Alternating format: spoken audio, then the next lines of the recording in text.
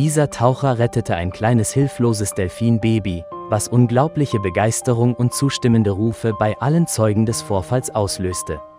Doch zu diesem Zeitpunkt ahnten die Menschen noch nicht, dass sich in der Nähe etwas Grauenhaftes verbarg. Im Herzen der Karibik, zwischen sonnenverwöhnten Sandstränden, liegt eine kleine Stadt. Brian lebte schon lange in diesem tropischen Paradies und wurde hier zu einem der besten Tauchguides.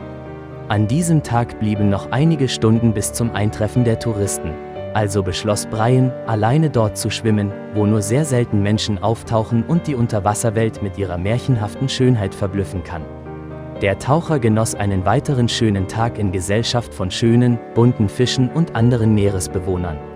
Doch der wunderbare Moment der Einsamkeit dauerte nicht lange, denn bald hörte der Mann aufgeregte Schreie einer kleinen Gruppe von Touristen am Ufer.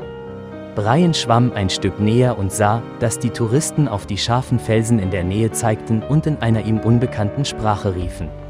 Als er spürte, dass etwas Schlimmes passiert war, schwamm der Taucher schnell in Richtung der Felsen und hörte bald von dort ein klagendes Quieken.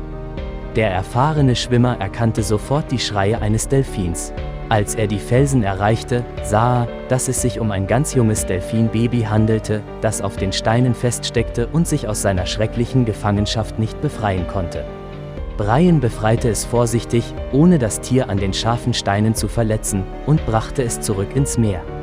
Das Delfinbaby quiekte erfreut, schwamm ein paar große Runden um den Taucher und verschwand fröhlich mit einem Schwanzschlag in den unendlichen Weiten des Meeres. Brian lächelte, zufrieden, dass das Kleine sich nicht ernsthaft an den scharfen Felsen verletzt hatte, und war bereits dabei, zu seinen Erkundungen zurückzukehren, als plötzlich das gleiche Delfinbaby wieder auftauchte. Da er den verspielten Charakter dieser Geschöpfe kannte, dachte der Taucher, dass das Tier einfach mit ihm spielen wollte, und beschloss, noch eine Weile mit dem Baby zu verbringen. Doch das Delfinbaby verhielt sich ziemlich seltsam, schwamm wieder in Kreisen um den Menschen und schwamm dann in die gleiche Richtung wie beim ersten Mal. Brian ahnte, dass das Kleine darauf wartete, dass er ihm folgte, und beschleunigte, um nicht von dem flinken Meereswesen abgehängt zu werden.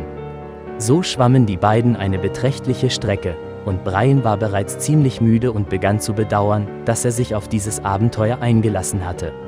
Der Taucher tauchte aus dem Wasser auf und sah sich um festzustellen, dass sie sich in einer kleinen Bucht befanden, wo fast nie Menschen auftauchten. Umso erstaunlicher war es, hier ein unbekanntes Schiff zu sehen, das eindeutig ein großes Fischerboot war. Doch jeglicher industrielle Fischfang war in diesen Gewässern wegen der Korallenriffe mit ihrer äußerst seltenen Flora und Fauna strengstens verboten. Das bedeutete, dass es sich definitiv um Wilderer handelte. Während er versuchte, den Gesetzesbrechern nicht ins Auge zu fallen, schwamm Brian vorsichtig dem Delfin unter Wasser nach, bis er in der Nähe des Schiffes große Barracudas sah.